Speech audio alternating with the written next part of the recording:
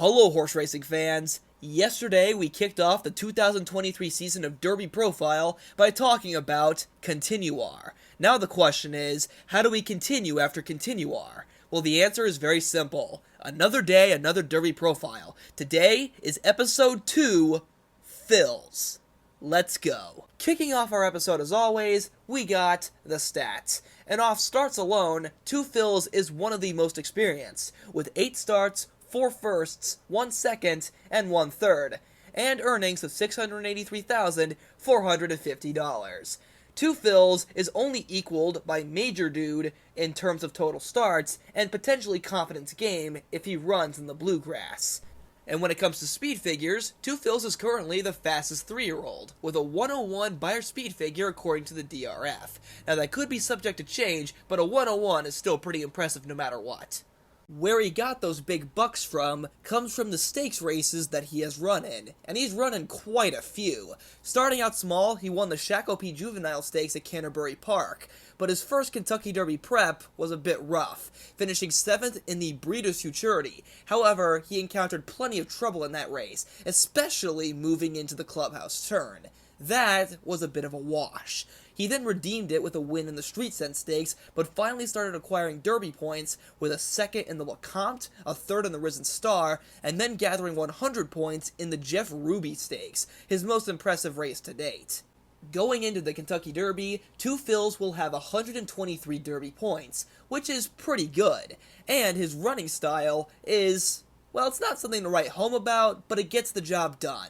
2 Fills is a stalker / mid-pack horse. He stays right around there for most of the race, but then he makes one good move approaching the far turn, usually sweeping by opponents and taking the lead at the top of the stretch. After this, he can hope and pray that no one is faster than him, as he has been caught before in the LeCompte and Risen Star Stakes, so he's not invincible once he gets the lead, but he can also be pretty tough against weaker competition. Now, it's safe to say that any horse in the Kentucky Derby should not expect an easy time, so 2 Fills won't either. And the great news about 2 Fills, and his biggest strength, is that he is very battle-tested. He is the mascot for it this year, running in races like the Street Sense, the Risen Star, and the Jeff Ruby, which all had 10-plus horses in the fields, so he already knows what it's like to run against big herds. And 2 of those races that I mentioned were victories on 2 Fills' part, including the Street Sense, which is at Churchill Downs, and you know where the Kentucky Derby is.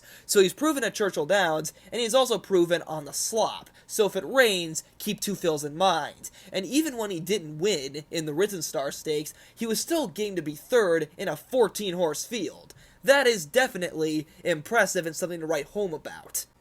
If there is any weakness that 2 Fills possesses, and it's just a nitpick in comparison to some other horses in this Derby field, it's the fact that he's been caught before. In the LeCompte and the Risen Star, he had a shot at the lead, but was passed by a horse on the outside, which does mean that he's not going to be infallible once he gets that lead in the home stretch. He definitely can still get caught and maybe finish 3rd or 4th, but if I'm bringing up finishing in the top 3 during the weaknesses section, that's a pretty good horse. And overall, 2 Fills has few questions he has yet to answer. And that's the kind of horse that I like. A truly consistent animal that deserves the A grade.